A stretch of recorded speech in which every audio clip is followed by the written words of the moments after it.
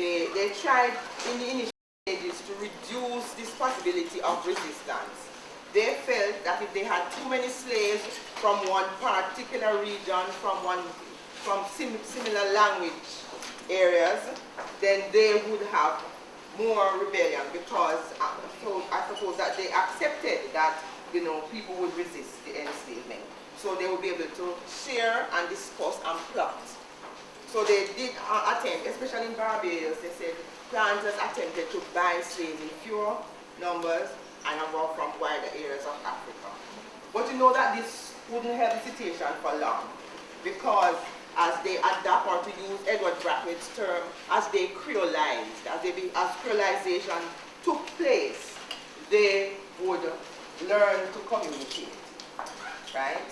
And the fact is that most of West African languages were similar in their roots, so they could develop. And they did, as in Jamaica, they developed a kind of new language that they used to communicate. So the planters attempt to mix them up to prevent communication did not last long. So one could understand, if you take the time of the beginning of the sugar revolution in the 1640s, by the end of that century, there would have been enough Creoles, Africans, to communicate. And that is why that by the end of that century, there were an increased number of rebellions.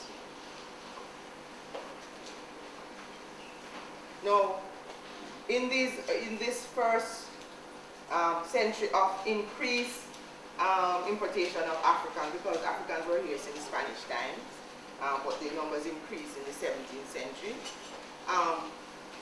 In the early years of this increased importation, you would not have found many women in that population.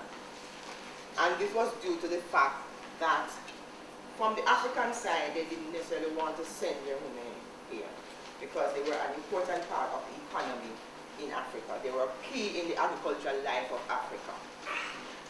But it was also true that the white Europeans felt that the more able-bodied men would have served their needs better. So they did not necessarily want to increase a large number of women. However, they did have women from the younger age group, teens to 30s, so from the teen years to 30, 35, they would get some women from there. But the women were not the significant portion numerically of the plantation in those early years. So one would think that they probably would not play a major role in those early years in resistance because of their numbers. But interestingly, it is said that the women survived better, and by the next century they were outnumbering the men in slave gangs and so on. This issue of women surviving better is something that has to be explored, because it was also found among white women. White men died earlier too.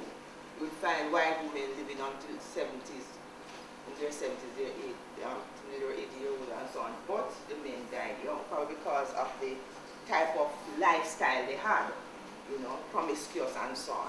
But it was seemed to be true also for black men. It's something that we have to study. I don't think much has been done in that area.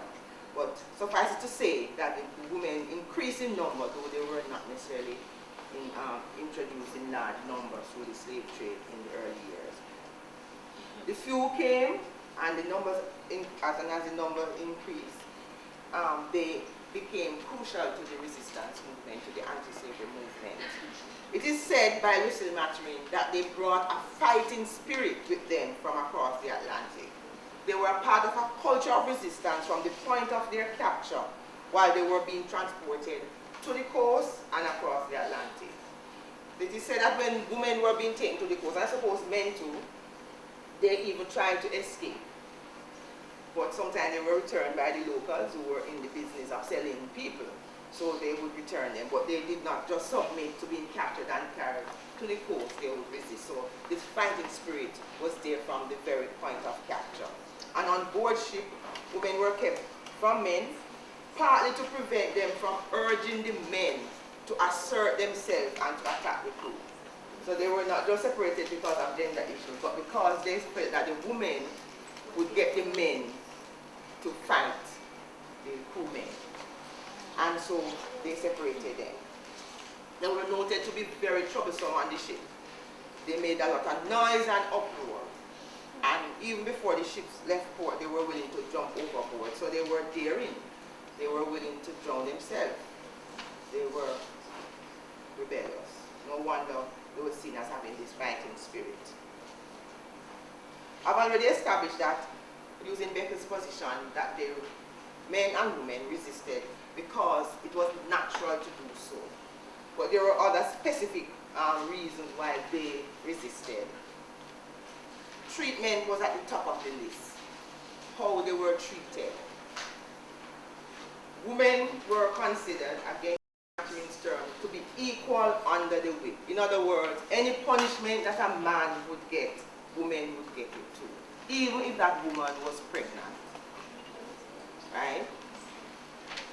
No, if they were treated in that way, like the men, they would have a vested interest in undermining the system of slavery. Treated badly, we have to end this treatment. We have to ameliorate our condition. But not only were women treated equally with men, but the main economic activities of the plantations were carried out also by women. Matthew, in another work, I pointed out that when you look at some Jamaican plantations, for instance, the greater percentage of women were in the field.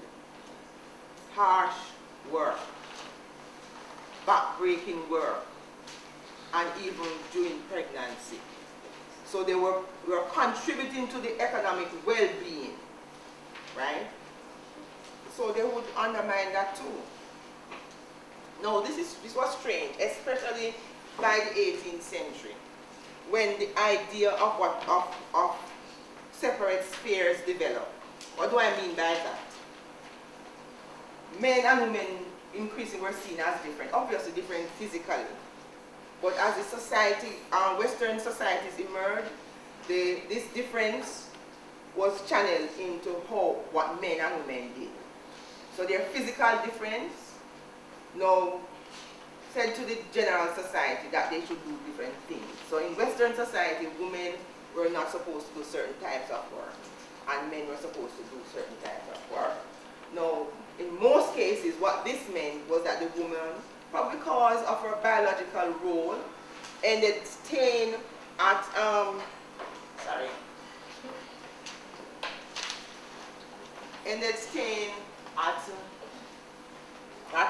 and the men would go.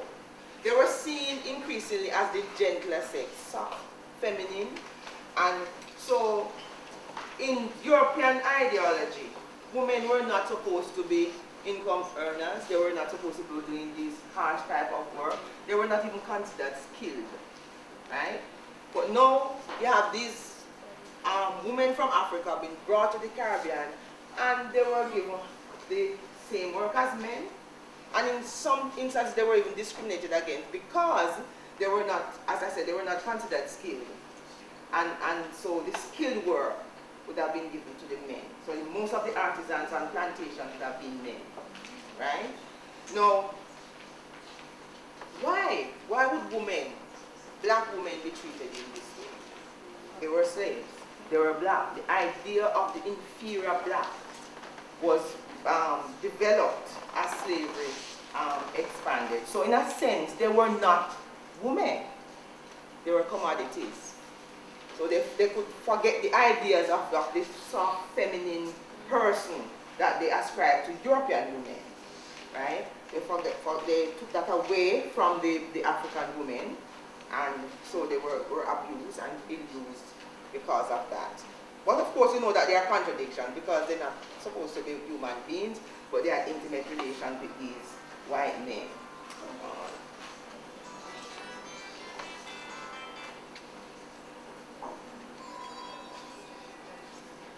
No, so they were treated badly and they resisted. They were not ascribed feminine characteristics. No, they also were excessively. I want to make mention of a slave girl, child woman over time, of course, called Mary Prince. You may have heard her story. She was a